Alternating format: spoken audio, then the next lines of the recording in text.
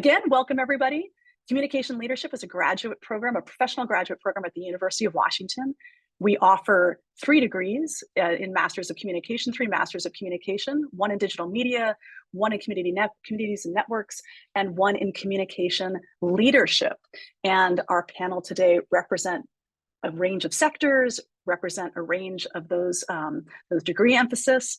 And today, we also wanted to let folks know in terms of housekeeping, we're going to be hearing from the panel. We're going to have a chance for questions to be dropped into chat. As the program unfolds, we will be monitoring the chat. We will be hoping to devote some time after our panelists have had a chance to introduce themselves and to answer a couple questions that have been prepared for them by me, that they will then be able to open up the floor, hear from all of you. And also, do not fear, there will be information dropped at the end of the session on how you can follow up with each of them directly. We've gotten contact information. We will make that available to all of you who are on this Zoom so that you can have a chance, if your question doesn't get answered today, to follow up with them directly. I'll also note that the ComLead program has an information session coming up at the first week of November on the 8th. Jesse will be dropping information about that in the chat as well. And so if you are interested in attending that event on November 8th, that information will be there, along with, I think, Jesse, you're also going to drop in just a general way to communicate with ComLead. If you have questions that you want to follow up with, not specifically with the panelists today, but with the program directly, that information will also be put into chat. So thanks to those of you that introduced yourselves, who are here joining us. And without further ado, I want to now be able to open it up to our wonderful panelists to introduce themselves, and in that way, launch into this conversation about navigating a career in communication, because all 4 of these individuals are having wonderful careers. I was thrilled when all 4 of them said that they would join us today. And so what I've asked them to do is to prepare a short introduction where they not only share with you their undergraduate degree, because I realize we've got some undergraduates in the audience today, but also the degree that they completed at ComLead, and one favorite project perhaps that they did while they were a graduate student that perhaps has echoes into the work that they're doing now. And then also, while it's in their name on Zoom, I also wanted them to give you a sense of what their role is right now, what they do, and where they work, so that you've got that going into the bulk of questions that will follow that. And so I'm going to start with William, your undergraduate degree, what you did at ComLead, a project that was important to you, and your current job title and organization, and then also where you're based in the world. And we'll go with William, then I'll go to Brianna, Devika, and end with Alex. William, the floor is yours. Thank you, Anita. Welcome, everyone, and really glad and honored to be here. So my name is William. I am currently the Senior Associate Program Manager at Spotify, specifically for advertising technologies team. So my undergraduate, I'm both like Husky for undergrad and graduate school. So undergraduate program, I went for communications. And then after that, I went directly into MCDM program, and I am cohort 17. And I would say the favorite project that I have done during the ComLead period is a sort of like a storytelling projects where we kind of like advocate for anti-poaching issues. And we actually, because of that, we actually went to Woodland Park Zoo. We got invited there and then interview a few employees there. And then back then, because there were 2 like really young and really cute rhinos, kind of like first rhinos in Seattle. So we just went there, took a lot of good shots, take some pictures, interview employees there, and then eventually make a website out of it. And that's something that I'm really proud of, because we were not only able to practice, like photography skills, but also, like storytelling skills, and also videography, and website building, content storytelling, and things like that. So the project itself is it like definitely packaged a lot of like skill practice there. And also, like, I'm based in LA, so if any of you are visiting LA, let me know. Happy to grab a drink with you all. And that's about it. Did I cover everything? Perfect. You sure did, William. Thank you so much, and welcome from LA. Brianna, how about you? Yeah, hi everybody. I'm Brianna Jackson. I am currently a senior communication specialist at Boeing, leading the 767 airplane program.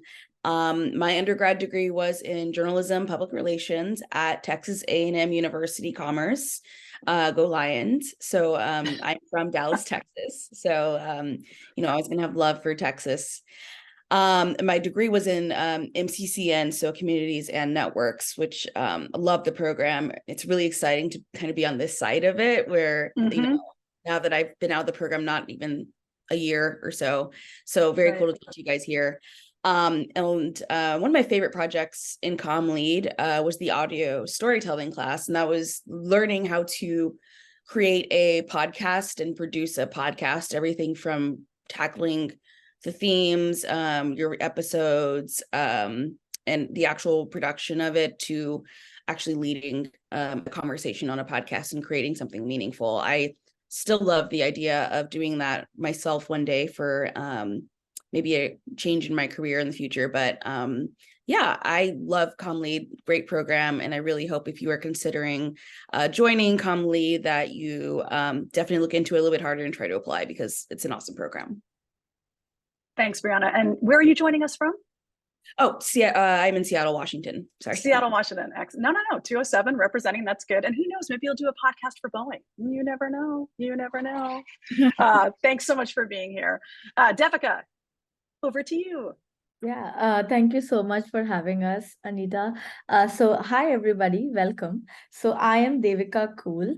My undergrad degree was in fashion design and graphic design. So, I am a proud career changer, and Complete really helped me through that journey. And I will share more about it in the later session. But so yeah, I did MCDM program from ComLead, and my favorite project during ComLead was the one I did in the Advanced UX Studio class. It was with Jason Levine. Amazing class, best professor ever. All the professors are great, but he's special because I've done a lot of UX classes with him, and his understanding is really clear, and it really helped me even for my uh, job search, because the project that I did was a risk focused mobile application for organizing and attending safe events during COVID times. So we were a COVID batch. Everybody was doing something or the other to actually come up with a solution that can help everybody in those challenging times. And I want to share that this is the project I actually showed in at least 4 interviews, and that to the final presentation rounds of UX. And I got some great feedback on that. So that's why it's like, and I would owe it to this project for my job as well. So yeah, that's why it has a special place at my heart. And I'm Nice. currently working as a UX designer in the accessibility team at Google, and I'm based in Seattle. That's it. Wonderful. Devika, thank you so much. It's great to have you here, two from Seattle, one in LA. And how about over to Alex, last but not least? Love to hear from you. I'm a third based in Seattle, Washington. Hi, my name is Alex Rochester. I'm the Digital Community Outreach Coordinator at KUOW. It never gets easier to say that very long title. My undergrad is in publishing, in magazine publishing from a British university. And then I did nothing with that for a very long time. And then so I changed careers multiple times before deciding ComLead was going to help me refine my career track. I did MCDM cohort 19. And my favorite project was something that I didn't do for the program, but was to solidify everything I'd learned through the program. So I did UX research, user psychology, storytelling with big data, and content strategy were my favorite classes. And so I work in radio, and I wanted to do something to demonstrate how all of the skills I had and knowledge in these new courses I've taken could demonstrate what I could provide to radio. I'll kind of get into that a bit more later, but the project itself was to obsess over NPR Tiny Desk concerts, create a data set of every Tiny Desk concert with all of this data as to who it was, where they were from, what genre it was, how many views it got, and then tell the story of that, research it, understand how people were using them, and then propose new UX design ideas for the NPR Music website in order for them, because it's terrible. I don't know if anybody's used it. It's terrible. I haven't, but good to know. And so, yeah, that was my final project, and that has been an excellent anecdote that I have shared in many an interview that I can talk about later in this session as well. Oh, that's fantastic. Well, and I appreciate you, both you and Devika have just touched on how a project can have echoes into being high utility in terms of the way that you use it in interviews. And I also just appreciate, I just heard an interview with the Tiny Desk concert founder just retired. Is that not correct, Alex? And so there was an excellent interview on NPR. Yeah. So very exciting. What a legacy for him. And thanks to all four of you for those excellent introductions. And I also love hearing each of you speak, because there's such a diversity of what you studied before you came to CommLead, what you studied at CommLead, and now what you're doing today. And so I think that's going to be an abiding theme for us over the next hour and 10 minutes, is that the field of communications allows for so many different kinds of applications in terms of career. So let's dive into it. And Devika, I'm going to come back to you as we kick off this next question, which all of you will have a chance to answer, which is to start to give the audience here a deeper dive into what is it exactly that you do. And as you answer that question, what is exactly that you do professionally right now, is what do you feel was important skills to launch you into this career, or to get you that yes out of the interview, and have that be a way to now start us off into this conversation of the work that you're doing now. Give us an insight as to what your week, what your day, what your seasonal work looks like, and what you thought was important skills to get you into that role that you have today. Yeah, thank you so much. That's a good question, Anita.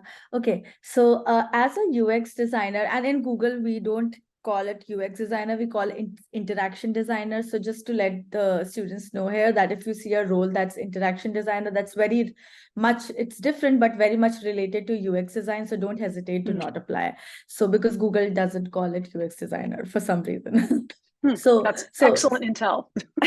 Yeah. So as a UX designer in the accessibility team, my day-to-day work mostly focuses on understanding people with disabilities, identifying their needs, their pain points, and also creating high-quality assistive technology features within Google products. So when I say assistive technology, I mean screen readers that low and blind vision people use, closed captions that we all use, transcripts that we all use. So basically all of these features that help people with disability to get information or connect in a similar way as everybody can. So I work on those products, and I also work on products to make them more accessible. For example, I would take, like, we have a lot of cross-functional teamwork going on. So for example, I'm working currently with the Google Assistant team, and I'm trying to make it more accessible. So how can I make it more accessible? What are the things that we can fix, and how, and just like more or less making it more accessible. So coming to the skills, the most important skills would be, like, I think everybody who is wanting to be a UX designer or is a UX designer will say that, but I will still want to repeat it, that understanding users' needs and creating a solution that can be used by most of the users. And this is very important. I used to think like, oh, you know what? Yeah, this is what the definition says. And yeah, this is what it is. You have to understand the user, and that's how the UX process goes on. But when I gave my interviews, I realized that all these skills that they require, Figma, Adobe, and all of these things can be learned via a YouTube video or can be learned easily on the job, right? But having that critical design thinking of solving and like understanding the problem and actually having a solution and thinking about a solution, not in terms of how visually it looks and how, but just focusing on the solution, is a really good skill that you need during your interview process. Because in UX design, they will give you a random problem to solve, and they will not look at anything else but the way you ask questions, get clear about context, what they are talking, listen more, talk less, sort of an attitude. I think like that really, really helped me. And I learned it over a lot of rejections. So yeah, Excellent. but that is very important. And one thing I also want to say is, like, leverage the power of collaboration in ComLead, because like work in teams as much as possible. Try to work with a lot team members, because you as a UX designer will never work in isolation. You will always have PMs, you will always have other stakeholders. So collaboration is one of the strongest skills that you need to have as a UXD, the way you communicate your things, the way you actually deal with the stakeholders. So really leverage from the group projects and try That's to great. work on that. Yeah, that's it. No, thank you for that. And for those that we have a number of people on the call or on the Zoom today that are with ComLead, and so they can take that to heart. And for those of you that are in your undergraduates or perhaps joining us from the community, I think that the extrapolation from Devika's idea here is that finding ways to really hone that collaborative muscle, regardless of whether you're in academia or outside, it's deeply important to be successful in today's professional landscape. So thank you. William, now over to you to answer that question, and then we'll go to Brianna and Alex. Cool. Yeah, so my role, the team I was part of is called advertising business development teams. So specifically, we are focusing on advertising technology for podcasts. So imagine like you're listening to a podcast, you hear like ads coming in before the podcast, mid-podcast, and post-podcast. So we are probably like the least favorite people by the audience. Like we are the people who putting ads in your podcast. But with all seriousness, that's a very critical team for the entire company, because that's the ones that's driving the money.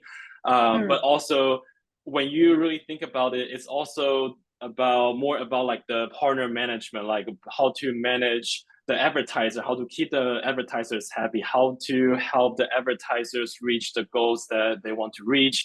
Either they want to reach for more audience, or either they want to promote specific product. How can you integrate a specific technology within Spotify's ecosystems so that you can serve that particular purpose?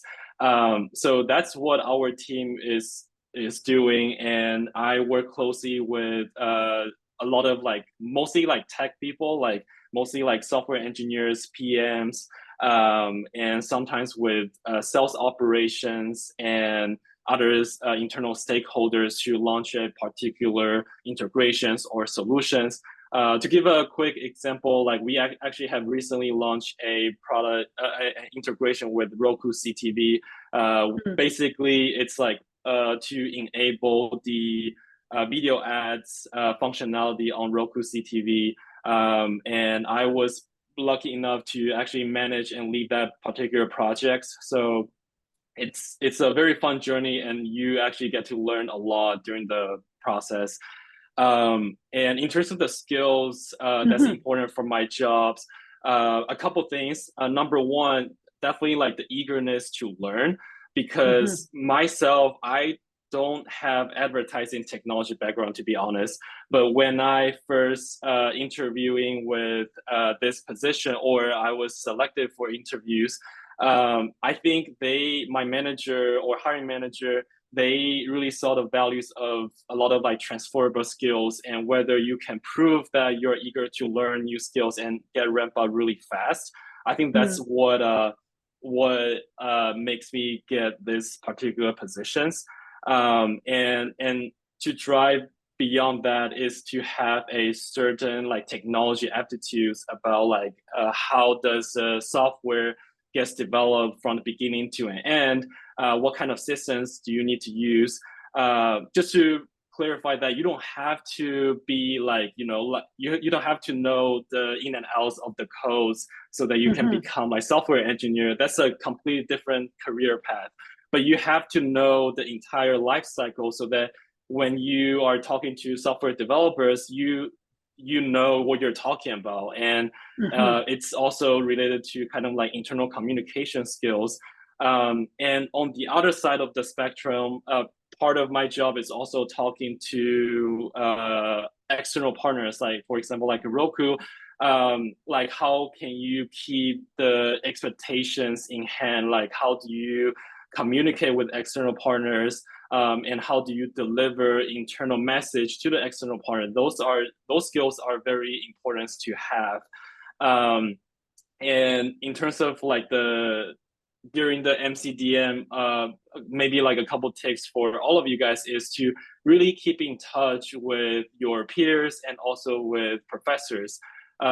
So a quick example is that like I took David Evans' class while I was in the MCDM, and after the class was wrapped up, I had the opportunity to work with him on a couple like consulting projects with the real company. Like this is the opportunity that's not really available for in the market at all, but it just happens that there's this opportunity and we are closely in touch, and really like it really shows your passions about specific area.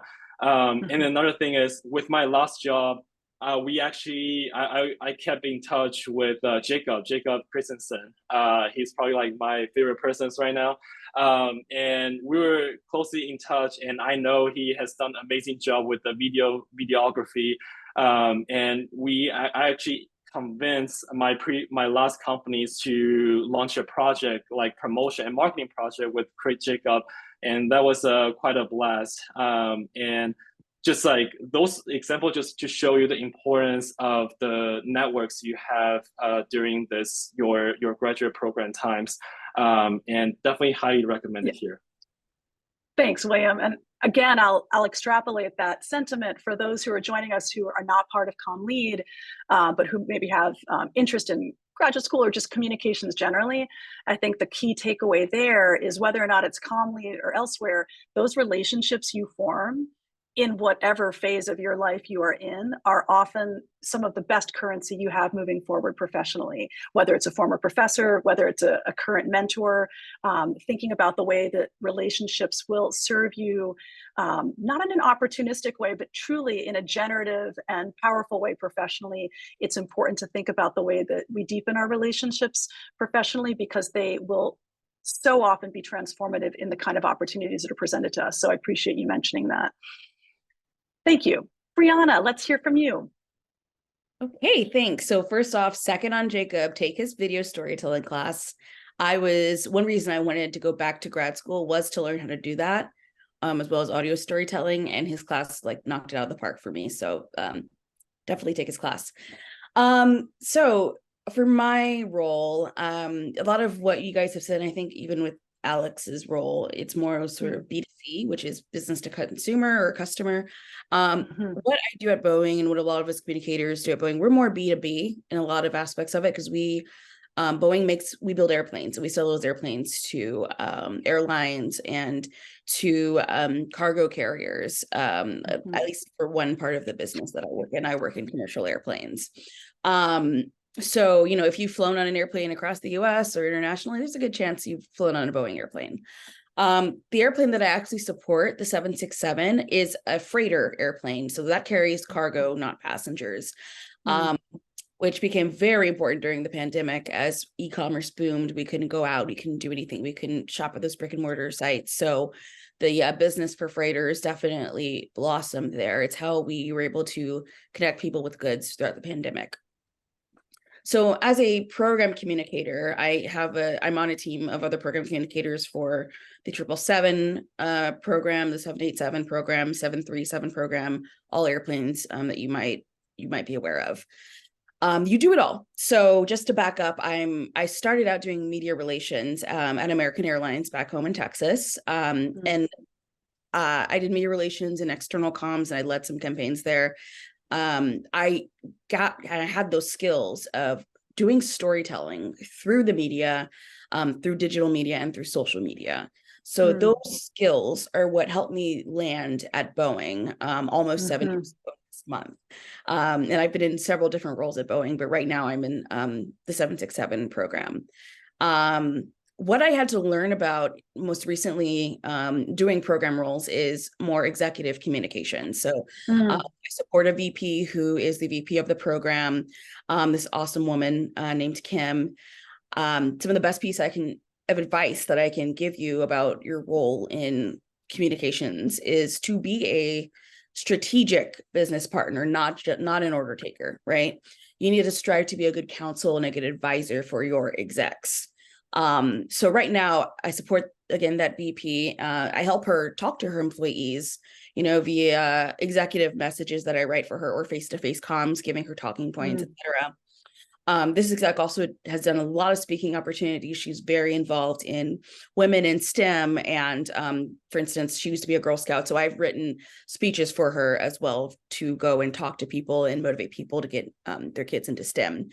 And also on the day-to-day, I'm writing stories about the awesome work that our manufacturing teammates do, about the capabilities of the airplane that we produce to fly cargo all over the world, and amplify how amazing our airline and freighter customers are. Like, for instance, some names you might know, FedEx and UPS are two of our biggest customers for the program. And they use our products to support their business, right? So I'm doing a lot to amplify not just them, but our product. And it's a very symbiotic relationship. I'm doing that with internal storytelling. We have an internal intranet called BNN, Boeing News Now, and also translating those into the external component of it. So I'm creating videos or working with our videographers to create videos. I'm drafting content. I'm taking very technical content and turning it into something that everyone can understand. That's something that, what I like to say is like, write it in a way that your mom can understand it, right? And I'm drafting content for social and ourboeing.com site. Another big part of my day-to-day is I'm doing issues management. So weekly, almost, it feels like I am helping our media relations team answer questions about the status of the program, asking about, are there any issues in building the airplane? Are we meeting our targets of, producing 3 airplanes a month for the program? Any rumors that media is hearing about, because if you're a good journalist, you have sources everywhere, including inside Boeing. So we're also helping them address those questions and concerns. So I mean, that's kind of the easiest way I can describe what I do. It's a big dynamic role with a lot of moving parts, and you kind of have to do it all. But I mean, it's a great stretch role to learn how to literally dip your toes into every single part of corporate communications for a company. So thank you so much, Brianna. Love that about dipping the toes in. Thanks for being here. All right, now let's hear from Alex. Give us a window into your world. Yeah, so what do I do exactly? On the rough days, honestly, I call my department the complaints department, because I am listening to what people think of the news on KUOW, and they are not always happy with it, funnily enough.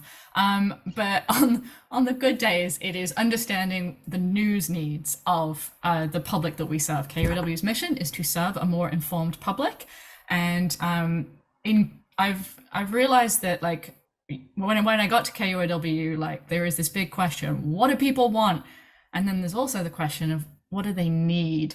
That's an ethical question to ask when you're in news, because you could give them tons of fun TikToks all day, but is that the news they also need to hear about what's going on in local government? No. Like, so how do you balance the two? And so I outdo this community outreach to learn what people think about how we're covering the news, what we're covering, what we're not covering. But then what happens is, what do you do with that information? That is the organization that I brought to my department, and how to communicate that to the decision makers at KUOW and try and make the case. Something I heard a lot at ComLead, especially in UX classes, especially in user research, is you will spend a significant amount of time having to explain why you think this is the best idea.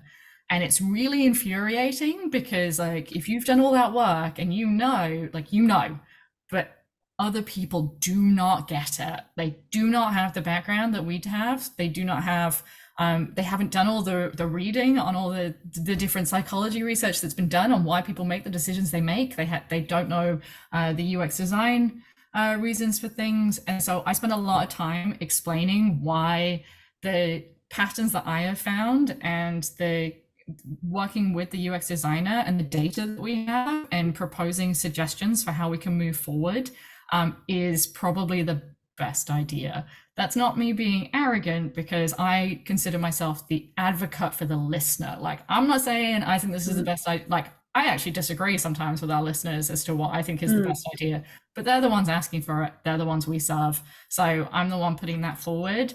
And I work with our digital department to kind of understand the difference. There's protection that.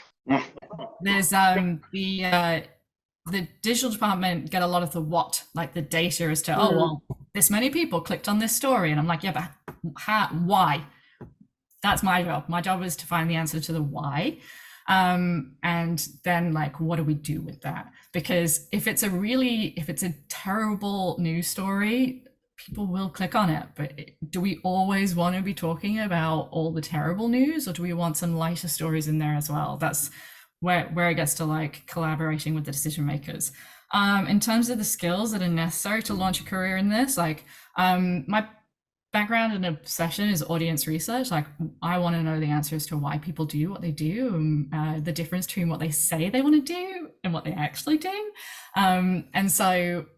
And it's kind of what Devika was saying, like you really need to understand the audience that you are serving, whether that is within a business like it is for Brianna, or whether it's us, like it's the public. Doing as much research as like getting really good at doing research into your field, and then being able to concisely explain that to somebody that doesn't have time to do that research, so that they get why you're proposing this idea. That's one of the big skills that that ComLead gave me. It gave me an opportunity to like learn all this stuff and then figure out how to very quickly communicate that to somebody who has no idea, doesn't really care, just needs an answer from you as to what we should do next.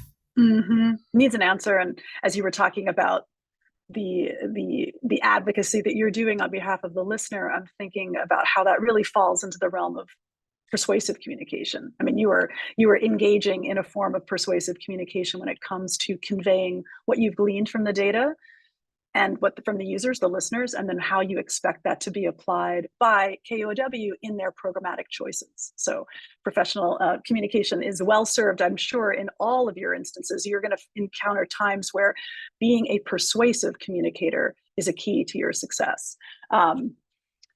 I'm actually going to change things up a bit. I'm going to go down to the question about the job hunt, talking about persuasive communication, because here you've all four described these wonderful career jobs that you have right now. But I know that when I was sitting in the seat of somebody looking forward at what could my career be, I really benefited from hearing about what was the job hunt like. What was the job hunt like to get to the role that you have now? And it could be, when we ask this question, like, what was the job hunt like? It may be that you could think about it in the job hunt that led you to your current career, your current role specifically. But I think that there's utility in also just helping the audience here understand what your attitude, what your approach, what your strategies were, what you recommend they keep in mind when it comes to the job hunt. So I'm going to go back in reverse order. Alex to Brianna to William to Devika, talk a bit about your job hunt and what you did to get the job that you have now. And I know that that's a process. But if you could share with our audience, I think that they would find that very illuminating, because it's a nice other side to the coin of the work that you're doing now. But how did you get there? What was it like? Was it easy? Was it hard? That's something that's going to be, I think, real pearls of wisdom for this crowd. I have a lot of thoughts and feelings Alex, about my job hunt. Yes, because I remember having conversations with you. It was not an easy road. It was a real slog, and I really feel for everybody in this room that is trying to change careers or like wants to move to a new job. It is not fun at all, and at least like you can commiserate with other comm leaders or people within whatever program you are in, because it's the rejection and the never hearing back from anybody. That is part of it, but it is the constant effort to stay curious and excited every time you're applying for a new job or trying to network with somebody. I spoke to the advice I heard when I was coming to these panels was network with as many people as possible. And I did that so much. And I love talking to people. The hardest part of the networking part was finding something interesting about them from their LinkedIn page or something else I found out about them in order to get them to respond. Because when I was just saying, hi, like, you seem interesting, funnily enough, they didn't respond to me. When I creepily stalked them on the internet and found their UX design portfolio on their personal website and found something really interesting within it and complimented that in my LinkedIn message, funnily enough, they responded to me and they were really encouraging and like were happy to pass on a recommendation to somebody else. Like this kind of touches on another question that's coming up, but like when it yes, came bundle to it with tips. Bundle it with tips. Is that what you're doing? Yeah, go ahead. With getting my job at KUOW, I basically stalked KUOW. Like it was on my short list of places I wanted to work, and so I spoke to as many people as possible who worked there, who would reply to me until like they were all really familiar with me. And it also meant I really understood the organization. So when I actually had my interview, it was a conversation. I was like, oh yeah, you've been doing this. And they were like, how do you know about that? It's like, because I've been stalking you for 2 years. Like, I understand who you are. I also did like a lot of contract work, and that was really tough because you don't know how long you're going to be there. You are constantly proving yourself while you're there in the hopes that they will extend your contract. That's good. Like you kind of should be hungry and like working as hard as you can to prove that you should be there, because you're also going to produce good work that you can then put into your portfolio. So like I don't regret any of that. It also meant that I got to try out a bunch of different organizations. Some I really did not like, some I really liked, but like the money wasn't good enough, and then so on and so on. So like the advice I was given whilst doing this was do the contract work, because you never know. It's frustrating and it has its cons, but it also has quite a few pros. So like staying positive about it and trying to utilize every setback into something you can use going forward. Just keep the faith, I guess, is the main advice. That was wonderful, Alex. Thanks for that. Brianna, how about some insights for you about your job search? And you've started touching on how you started out in Dallas, but I'd love to hear about your insights on the job search, your entry into Boeing, and tips. Yeah. Okay. Well, the first thing I want to acknowledge in the here and now is this job market right now is crazy. It is super tough. I have friends who have been unemployed for almost a year. Trying to find jobs and just not being able to land something. And I don't know what's up. And I just want to acknowledge that right now it is super, super hard. So I don't want anyone who's like having trouble right now to feel like it's them. This market is crazy. And I don't understand why it is that way. And I'm hoping that, things get better in the new year. But as for me, I've been working in professional communications for over 10 years now. And I had a hard time when I was starting out. I didn't land a full-time job until almost 2 years out of undergrad. I was doing internships before that. I worked for Brinker, which is a F&B food and beverage. They own Chili's, if you've heard of Chili's, or Maggiano's, or on the border. I did that internship for like 6 months. I did internship at an agency for a few months. Then I had nothing for a while. And then I ended up landing a job at a nonprofit through someone I knew as their communications coordinator. So I can't stress how much anxiety that caused me. I was questioning my career for a while. I was like, do I need to go back to school? I was like 2 years out of college. I'm like, do I need to go back to school and do something different? Because I'm not landing anything. But my advice to you guys would be to network. I know Alex touched on this. What I did is I got involved in my local PRSA chapter back in Dallas. And I, what does PRSA stand for? Right. Public Relations Society of America. Yeah. So there's a lot of different organizations for comms people. PRSA is one of the biggest ones. And I got involved. I joined it. I started going to events. I volunteered to be part of like a sub team there to run the PRSA New Professionals group for people within the first 5 years out of college. And I was doing a lot of things like organizing panels like this. I organized like a panel for journalists to come and talk to PR professionals about what they needed from us and the working relationship. I was organizing people to come and talk to PRSA new pros that were from a corporation and a nonprofit, a local organization. And doing that connected me to people who would later recommend me for and later offer me a job. So one of the people that was on my panels, his name was Paul. He worked at American Airlines. He had an opening at American Airlines that he passed me on for, and I ended up getting that job, right? And I worked for American for 2 years doing media relations. And from then on, one of my friends that I worked with at American got a job at Boeing. 6 months later said, do you want to apply? I'm like, sure, I won't get it. And then I got it. And then I moved to Seattle about 7 years ago.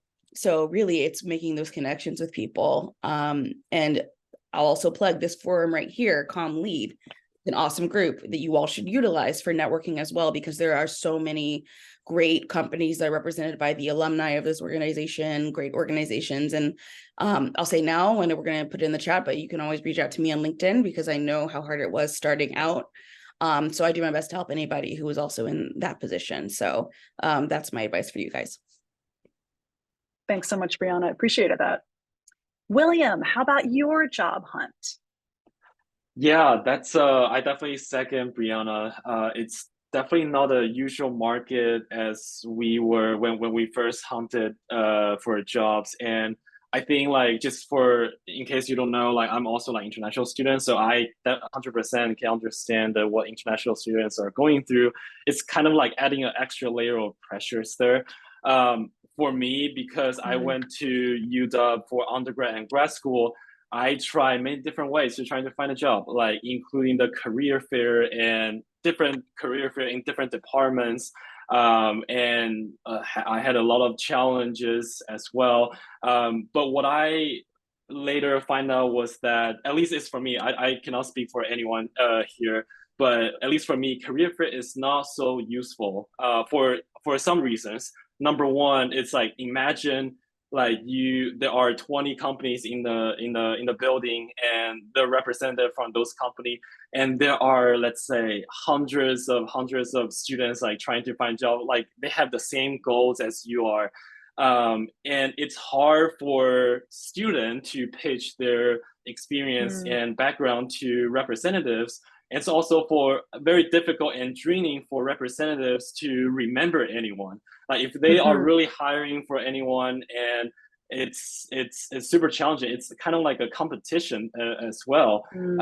Not to mention if you're from like those like very competitive like company like Amazon, Boeing, like Microsoft, like Google, like Tesla. I remember there was one year at Tesla's booth, the line was even outside of the building. It was crazy. Like when you're thinking about it, like if imagine yourself is from Tesla and then trying to hire some college students, are you going to remember every single one of them, or are you going to remember anyone from the career fair? It's impossible. So for me, I kind of like stopped going career fair anymore, but I kind of changed strategy. So my strategy ended up with like, like widen your vision and market. You should not limit your vision inside of UW only. Like imagine like UW has probably one of the best locations in the US. Like it's in the heart of the greater Seattle areas. So trying to go out and find other like events to meet new peoples. For me, like I went out and challenged myself and went to do a hackathon event in Seattle. And that's when I met my previous company. They were actually like the sponsor of that particular event. And after 48 hours through the like hackathon, we built up some prototypes, shows that your skill set. And then I basically like impressed her name is Virginia, who was the VP of that company. And then a few months later, after the events, like I got a call from her. It's like, hey, we have this like internship positions coming up. Are you interested? And I was like, hell yeah, like sign me up. So I took a risk and joined the company I never heard of before. And eventually it's like one step at a time. I worked for that company for 3 years and met a lot of people, built a lot of relationships. So in summary, just want to share that like, just do not try to like limit your visions and inside of the UW, trying to expand your vision and market, trying to find other opportunities and find positions at an unexpected place, and also take risk. That's very important. That's how you can that's how you can differentiate yourself from hundreds and hundreds of other like candidates and applicants and students and trying to reach the same goal. That's how I will say. Thanks, William. And I really want to underscore something that you said, and that all four of you are working for very well recognizable brands. And yet you just acknowledged that your first job was with a company that maybe we'd not have heard of, but it was 3 incredibly valuable years that set you up to now work for something like Spotify. So I think that message, which you've just shared with us, is so valuable, that there, in the way that you shouldn't limit yourself simply to the campus that you're on. You shouldn't limit yourself to just the usual suspects in terms of what's available, and understanding, and this echoes something that you said, Alex, too, about being able to do that contract work gave you insights into a range of places. And as you said, William, 3 years at a company that perhaps is not as well known, but gave you valuable experience and skill development, can be instrumental in career advancement. And so recognizing that, I think for everybody on this Zoom, that the way that our careers develop has an incremental quality to it, and don't see the like your first job, particularly if you're navigating that career in communications, it may be that your first job is not at a company that you stay with forever, but it is a crucial stepping stone to the more marquee companies that perhaps you really seek out. So thanks for sharing that. Before I have you answer this question, Devika, looking forward to your answer. I want to remind those on the Zoom that if you do have questions for our panel, we hope to have some time to ask those, and so please put them into the chat, and Liao and Jesse and I will be keeping an eye on that chat. So if you do have particular questions, please put them into the chat so that we can begin to take a look at those and move into the question and answer period as we come into the latter 20 minutes of the call here. So Devika, last but not least, to you, your job hunt. It's a more recent one, and you've also made it, as you said earlier, a real career pivot. So would love to hear your answer to this question. Yeah, sure. Firstly, I second all the points that everybody else shared. I think I could relate with it, being like a job hunter. Each and every word was like so relatable. So yeah, I second all of that. So my journey was like, I would say, like very exhaustive and very tiring, and like I don't know how many rejections. Like I've applied for like 800 plus jobs, and like Wow. didn't get any calls. And like the sad part with me was like I didn't even have an internship in UX. I was a fashion designer like 6 months before I joined Google. So I was like, that's like it was unreal, right? So it was a tough one, but I would say like the biggest challenge to talk about with me was like not having relevant work experience in UX, like because each and every job, even the entry level jobs in this market as well, like want some sort of an experience, like at least 1 or 2 years, and they now have started writing no internships in parentheses, which is like I don't understand it, because even like internships should be considered as work for students, right? But yeah, that's the sad part. But like for me, that's why I was getting rejected. So all of you who are pivoting, who do not have any experience, it is a journey. You will get there. It's not you, it's the market. I would say like let's talk about, like, enough of the cribbing. Let's talk about how I tried to overcome it, and like what measures did I take. So how I tried to deal with this problem is take up as many ComLead consultancy projects as possible. Why I did that is because people sadly do not take college projects very seriously, but they do take ComLead consultancy projects more seriously, because they're implemented. You are like making. Can you explain what a ComLead consultancy project is, Devika, since we probably have folks on the call that aren't as familiar with ComLead? Thanks. Yeah, sure. So that's a good opportunity that ComLead gives us. So what happens is like they have like a set of projects like that, real-time projects with like local businesses, small businesses, government associations. So you have those projects in every section, like communications, UX, all of these things. And you can reach out I used to reach out to Alex. I don't know who is handling it now. Alex and It's still Satish. Alex. It's still Alex. Yeah. So I had like multiple meetings with Alex, just saying, Alex, I'm not getting a job. Can you please help me with the project? These are my skills. So I want to be a UX designer, and this is what I want to be. This is where I want to be. So he used to go back and see what are the projects that are aligning with me. And then reach out to me like, okay, will you want to work? These are volunteer projects, but you do not have to necessarily mention it is paid or volunteer. It doesn't matter. They're just seeing the work that you are doing. So that I would say helped me a lot. I did 2 projects with Complete Consultancy, and I had put both of them in my portfolio. And because they're real websites, people can go and check it out. It's a real project, right? They have to consider it. And also like that, instead of like also apart from like helping you with the job, it also helps you with like talking to stakeholders, how you actually work, right? It also helps you.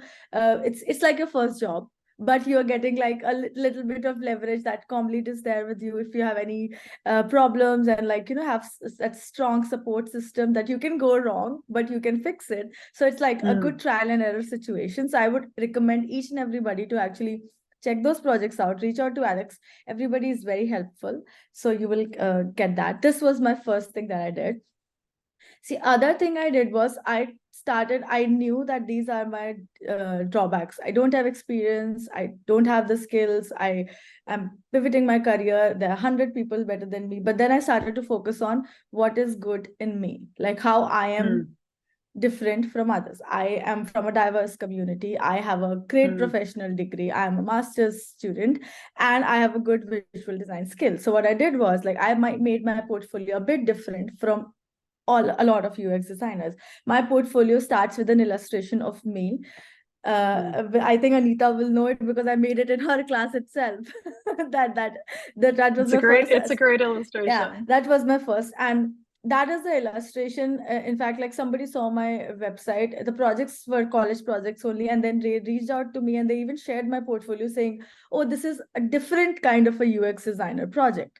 So what was my disadvantage became my advantage when I started to think over it. So for example, if you are from a communications background and changing to UX, you must be a good writer, right? Write a very nice introduction about you, have a great personality touch, use your transferable skills in your portfolio. Don't follow what others are doing. Just try to make that slight distinction, and that really helps. And always remember that always, like in job hunting, you have to think about what you're good at and not what you're bad at. Otherwise, you won't be able to move forward. That's my mantra. So these are the 2 things that I did. And this job, how I got was like, so I applied for, like I said, 800 plus jobs. I think everybody would have, maybe more. And then I got rejected a lot. And like I gave 7 interviews till the end. So I'm just talking in numbers because you should know that if you're applying, these many rejections can come. So 800 interviews, 800 applications, 7 interviews, and I got 2 jobs. And the job that I'm doing right now is one of them only. So it's very difficult numbers, but yeah, this is the sad reality of the market. And the hiring manager, in fact, posted, the hiring manager who hired me for Google shared a simple post on LinkedIn. She didn't even mention Google. She mentioned her name was Rain Michaels. She is an amazing person. If you guys want to follow her, she's extremely humble to actually guide you. Please do follow her on LinkedIn. So Rain Michaels, she just posted like, oh, I'm looking for accessibility designers. Send me your resume on this email ID. I was like madly looking for jobs at those times. So I'm not even looking at what companies they are. And like, I looked at the accessibility. I wanted to work in accessibility. I sent my resume to her on mail, just thinking it's some company looking for a accessibility designer. And then she got back to me saying that, oh, can we meet tomorrow and have an interview?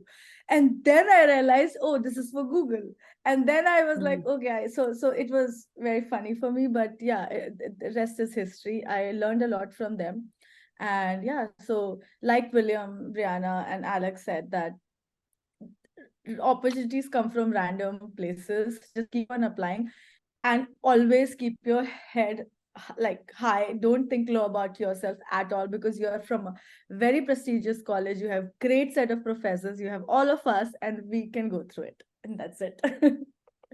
Yeah. Devika, thank you so much. I'm still reeling from the idea of 800 applications, though I recognize that the market demands it. And I know that 3 of the 4 of you are here in the Seattle area, and I think it bears repeating that the market is particularly tough in Seattle, and the kinds of contractions that we've seen, especially in the private sector, influence all sectors. I mean, they're interconnected in that way, and so fortitude is a theme here. And I also appreciate what you said, Devika, about concentrate on what you are really good at.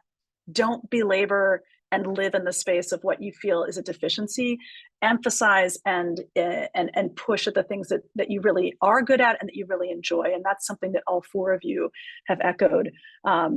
Before moving to some questions from the field, I also want to give an example of a student that we had a number of years ago who was also having a very challenging time pursuing a job.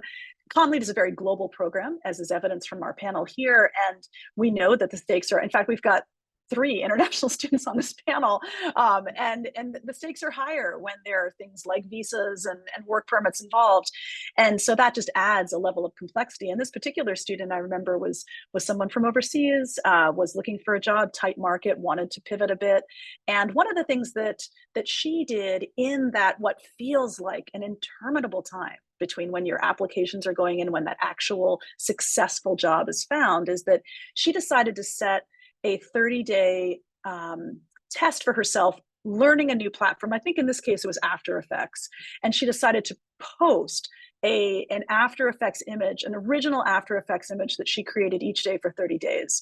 And she felt like not only did it give her days some architecture to them, but it also meant that at the end of 30 days, she was going to have a portfolio of 30 original pieces.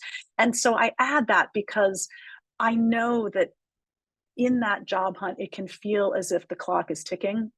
But to the extent that each of us, in thinking about the way that we use our time, can dig into abiding interests that we have that are also things that become topics of conversation, things that people might, potential employers might notice on your socials.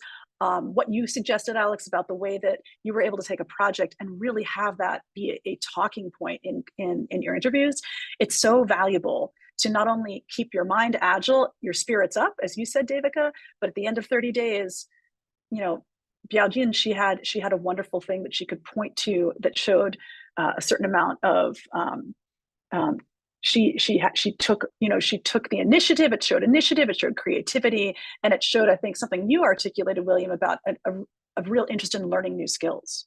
And here she was doing it in a self-motivated way. So I add that as an extra anecdote to all 4 of your excellent anecdotes about the job hunt, because I think we can all benefit from hearing the range. So thank you for that.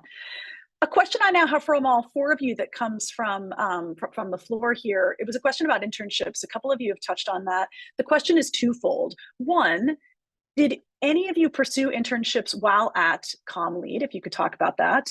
But also then now on the other side, Google, Spotify, KUOW, and Boeing, how do your employers feel about internships these days? I think, Devika, you maybe touched on this, but curious to hear both your experiences when you were in graduate school, how you pursued or didn't pursue internships, and now where you sit, how are internships offered or not offered or viewed in your 4 respective places of work?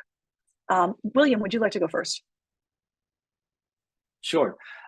So for Spotify, well, again, like this is a special market, so that definitely doesn't represent like the Spotify overall. But I think especially like this is what my hiring manager actually told me, is that Spotify is a little bit unique. Like we do have an internship program, like overall internship program every summer, I believe. It is, as you can imagine, it is very competitive. But in general, like if you think beyond the internship, because our end goal is eventually get the full-time positions, right? Spotify don't usually hire fresh graduates. They are usually looking for like someone who has like at least like 3 years or a couple of years of experience. But that's not definitely not like 100% of the case.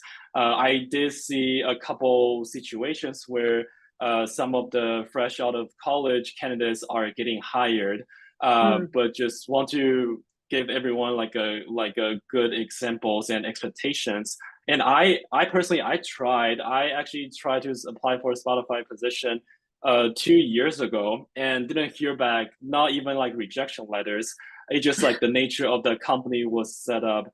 And like, but just don't give up. Like if you really like this particular company, either Spotify or Boeing or Google or like KUOW, use that as the North Stars, not your second step. Maybe you do not hear back from this particular company now, but doesn't mean that you cannot end up with that particular company. So what I did was I did another path, which is going through the startup world, getting more experience, and then come back to it. So this will be like the advice that I will give to everyone. Thanks, William. Appreciate that. Let's go over to you, Alex, and we'll go to Brianna and Devika. Internships while at ComLead, and then now where you sit at KUOW, the way the internships are viewed there, and thinking about them in the context of securing that full-time job as you articulated, William. Sure. So coming back to that, like how weird I am with stalking people on LinkedIn, Spotify actually had a UX, right? Like at first I thought I wanted to be a UX writer. Spotify had a UX writing internship. I found the hiring manager on LinkedIn. She happened to have gone to the UW. I managed to talk to her. She was like, yeah, I'm happy to put a word in if you've applied for it. And then that internship, poof, disappeared. Like they decided to not do that internship. That's the kind of thing that happens all the time. You throw your tantrum, you just start again. I'd like another shout out for Alex Stonehill. He's so great at making sure that you get the most out of the consultancy program. I did an internship with a podcast organization that was working with the Seattle Times. And that was actually like, we basically got to shape what that project was. And one of the first things I did was use it as an excuse to talk to my current boss at KUOW. You see what I mean?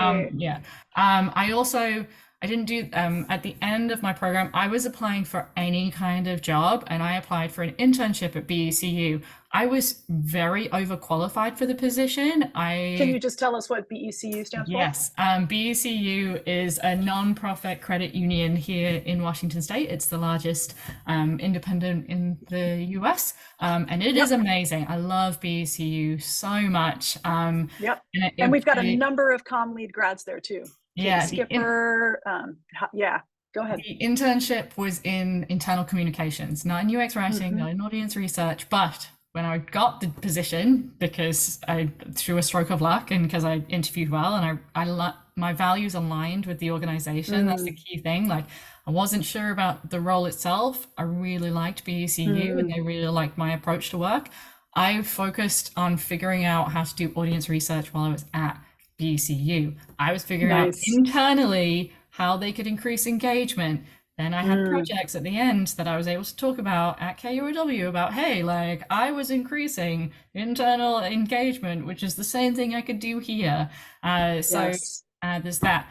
When it comes to KUOW and internships, we do not have internships. We used to have a fellowship program. My colleague, who is also a ComLead grad, she did fellowships at KUOW. She also did Radioactive, which is a youth journalism program. When she was like, before she was 18, she did that program. We don't do those anymore. We do a lot of contract for hire, like contract work. And so we have numerous producers within the newsroom. And like our current actually UX designer, she was hired only for a year. And then she proved that they needed that job. And so they made it a full-time position. So again, like, even if it's going to be a 6-month term, a 1-year term, like it's not guaranteed that it's only going to last that long. And if you like just keep at it while you're in the job, maybe it will turn into something more. NPR has internships. They're very competitive as well. I, again, got in with somebody at NPR in order to like just have my resume bumped up slightly.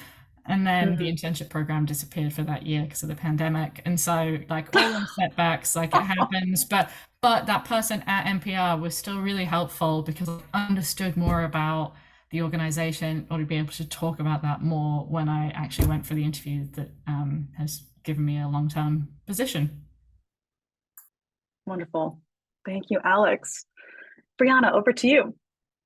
Yeah, I am a bit of an outlier. I already had my job at Boeing before I was in the program. Right. So I was working Sure. full as well as doing the program full time. However, Did what you do any internships when you were an undergrad? I'm curious, when you were doing PR and journalism.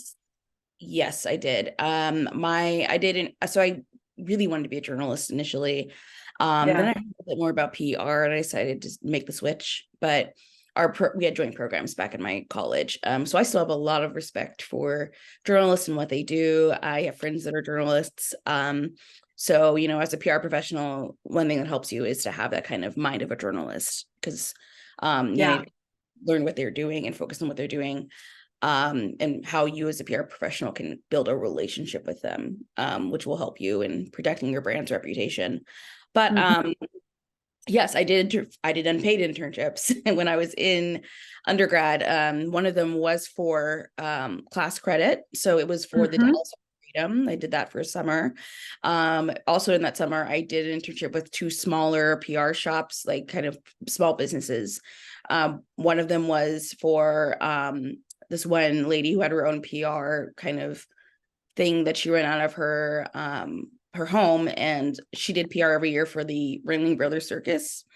And even though I am terrified of clowns, I had to overcome that to do PR for the Ringling Brothers Circus at the time, and bring in journalists to come and talk to the performers there. And then I did another small internship with another small PR shop. So those were almost all of them were unpaid. Outside of college, I think I mentioned my Brinker internship and my PR agency internship. So there is value in doing that. What I have learned, and even when I was like an undergrad and going to Pro-Am Day for PRSA, where they would set you up someone who was doing PR at an agency or at a company, and you just shadowed them for a day. They told me, I asked, hey, should I try to just get a job first, or should I just go back to school now? And every single one told me everyone values experience more in this field. You can always go back and get your degree, but a lot of people won't hire you if you're just out of school, but you have experience. So that's why I say do internships, do paid ones though. No, don't do like me. Do paid internships if you can, and gain that experience and use that to help you launch into a full-time job. And with that said, at Boeing, we do have internships. Usually they launch in the spring and summer. And we had an intern in the last 3 or so summers in comms. So if you see that comms internship popping up like in March or April of next year and you're interested, let me know. If you want to, I can connect you. So that's what I have to offer. Wonderful. Thank you for that. And I'll remind folks, I think it's already started to be dropped into chat, but we will drop again the contact information for all of our 4 illustrious panelists so that people can follow up with you, connect with you on LinkedIn, and write you directly if they've got questions. But that's a wonderful tip, Brianna, to keep your eyes peeled in March or April. Or was it March and April? Was that when it typically drops? Typically, yeah, for spring and summer. Yep. For spring and summer. So I like to say that it's never too early to start looking if you are interested in an internship.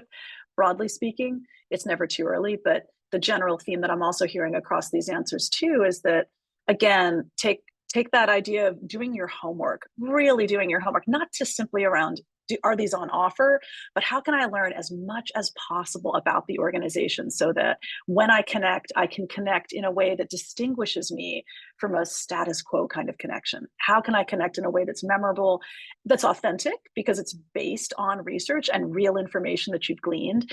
Anything you can do to show, that's a way of showing the kind of commitment that you have, the kind of research that you will embark on for them if they're lucky enough to hire you. So thanks for that, Brianna.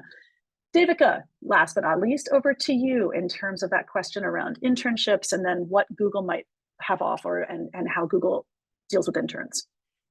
So I do not have a lot of experience in internships because I was also working full-time when I was working with ComLead, and I was also doing on-campus job with GPSS.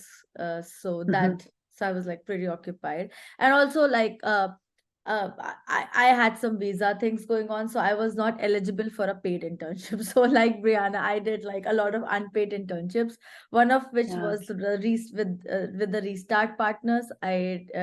This was again a ComLead consultancy project, which really helped me. So that was in fact the project that my hiring manager saw and reached out to me for. So that helps. But what I could say for people who are actually looking to start a career with no experience as such is like apply for early career roles. They come during this time only. You might go and check with like I recently saw it with HP, even Google, and also Lyft. These are the companies who have like they are called early career. And why I'm suggesting that is because they have an eligibility. Like, for example, I can't apply for it because I am a 2022 graduate. They are only looking for 23 graduates. So your pool becomes much shorter. So not everybody can apply. So you're just competing with like half of the people you're competing like with different jobs, right? So apply for all those because they don't need experience. Reach out there. Because I don't have much to say about internships, I'm just like adding a tip that if you want to there are separate recruiters for early careers. So just on LinkedIn, write Google Recruiter early career or Microsoft Recruiter early career, because they do mention it. Recruiters do mention this terminology in their job descriptions, and reach out specifically to them because they are like, they know your students, they talk to you nicely, they entertain you more. They that's like they have like a little bit of a soft corner because they're hiring like basically kids or people who are joining early, right? So like reach out to them. And one thing more I want to say is like I learned it from a friend in ComLead, which really helped me, was like in the search section in Google, in LinkedIn, just write hiring UX designer or hiring whatever communication specialist or whatever, and then do a search in post. A lot of people who are looking for good candidates by themselves, which a lot of people does because they need certain types of people in their team, they post it. And when you reach out to them, it really helps. Like they, at least for me, it worked in the past. So do that. That really helps in connection. What else can I say? In terms of internships in Google, so I didn't see recently any of the internships converting into full time. That could be because of the market. So I don't think that you should rely on that information, but just letting you know. But I also want to additionally say that a lot of people think that if I haven't done an internship, it is so wrong. I will not go ahead. I have to do an internship. I have to. It is not the case. It's totally fine. I was from the COVID batch. Half of the students didn't get internships, couldn't do internships. Companies were not hiring. They are placed really well right now. They're doing really good. So not getting an internship is not the end of the world. It is really not. Instead, take some time off, like Anita said. Build on your skills, prepare yourself for the market that you will be applying in. Get in touch with people, do ComLead consultancy projects, do volunteer internships.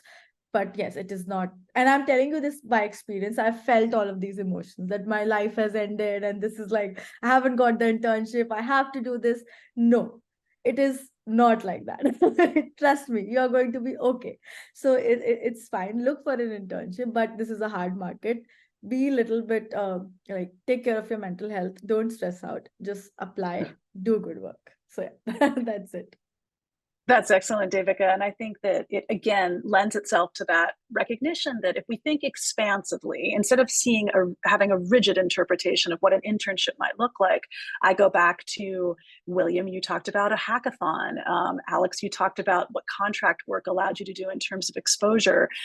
These are all examples where you are getting a taste of a particular kind of career or a particular organization and their corporate culture, and recognizing that there are many ways to make inroads and to become visible to future hiring managers. And recognizing that in the same way that we want to cultivate relationships with people who are actually dedicated hiring managers, that's a wonderful thing to do.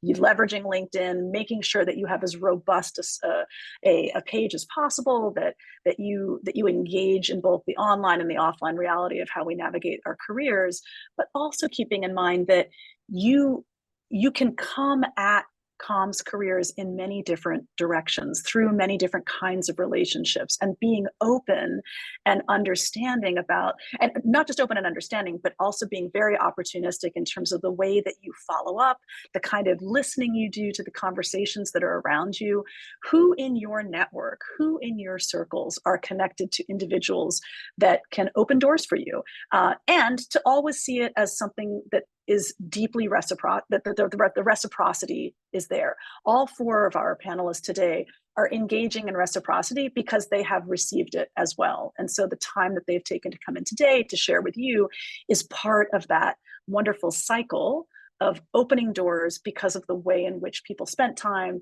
were intentional with us. So I would love to have a round of applause. Oh, William, you have your hand up? Yeah, I just want time. to add. Yeah, I know, probably just a quick tip, just adding for Devika's point, another resource that students can get project experience on campus is to maybe also take a look at the Foster School of Business. The student organizations that I worked with before, it's called one of them is called BIG, like Business Impact Group. That's the one that you can also participate in, like real life projects. I remember back then I was working with a nonprofit organizations in Seattle and helped them to do consulting projects. And Foster also had a couple class that's related to consulting program as well. Just like going back to my previous point, like trying to expand your vision and market, not just like UW, not just Seattle, just like overall trying to look for opportunity. And that's it. Yes, so thanks so much. I want to again thank Liao and Jesse from the Communication Leadership Program, Graduate Professional Program here at the University of Washington. Thanks to William and to Brianna, Alex, and to Devika for giving us this time on their Friday, for sharing some insights into their career journeys in communication. This will be made available to CommLead students, and we also encourage everyone on this call that wants to learn more about CommLead to join us on November 8th. Jesse, if you could drop that back into the chat, please, for the folks that maybe joined after you put that there. Wonderful. We've got the open house coming on November 8th. And again, the information for connecting with William and Brianna and Alex and Devika. So thank you all so much. Thanks for being here. Thanks for all the wisdom that was shared. And I'll stay on the call for just a little bit. And if there are questions, we look forward to having you at future CommLead events. Thanks so much.